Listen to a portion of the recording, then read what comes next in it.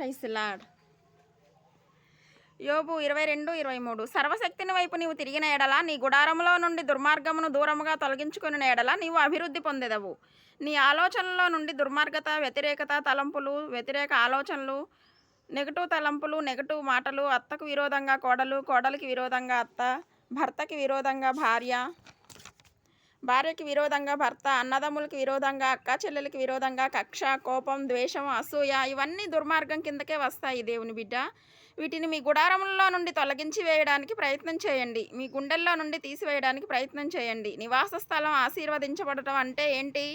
నువ్వు ఆశీర్వదించబడటం, భార్య ఆశీర్వదించబడడం, నీ పిల్లలు ఆశీర్వదించబడడం, నీ కుటుంబం ఆశీర్వదించబడడం.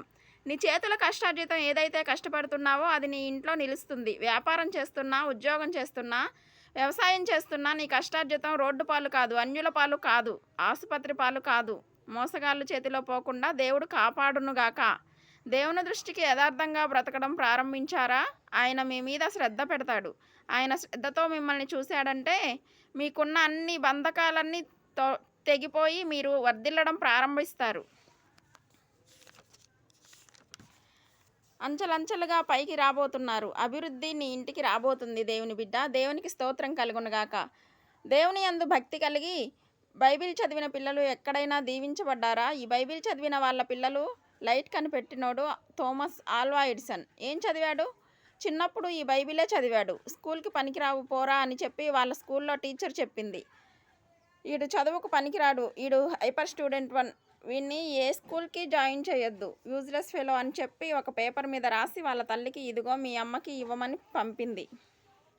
నువ్వు స్కూల్కి కాదు చదువుకే పనికిరావు అని చెప్పి పంపించింది. అది చూసుకున్న తల్లి వలవలా ఏడ్చింది. అమ్మ ఎందుకు ఏడుస్తున్నావు? టీచర్ నా మీద చెడు చెప్పిందా? కాదు, నువ్వు చాలా జ్ఞానివంట. టీచర్ కంటే నీకు తెలివి ఎక్కువ ఉందంట, బుద్ధి ఎక్కువ ఉందంట, జ్ఞానం ఎక్కువ ఉందంట. అవునా? నువ్వు అసలు స్కూల్కి వెళ్ళాల్సిన అవసరమే లేదు. అవునా? అంత జ్ఞానం ఉందా? నాకు మరి ఎందుకు ఏడుస్తున్నావు అంటే దేవుడు నీకు ఇంత జ్ఞానం ఇచ్చాడని నేను ఏడుస్తున్నాను. ఇక నుండి నీకు టీచర్ స్కూల్ ఏదంటే స్కూలు ఏసయ్య, టీచర్ ఏసయ్య, నీకు టెక్స్ట్ బుక్ బైబిల్ అని చెప్పింది. రోజు చదువుతూ రాస్తున్నాడు. 10 రోజుల తర్వాత ఏదో కనిపెట్టాలనే ఆతృత పుట్టింది. లోపల నుంచి ఆలోచనలు వచ్చేస్తున్నాయి.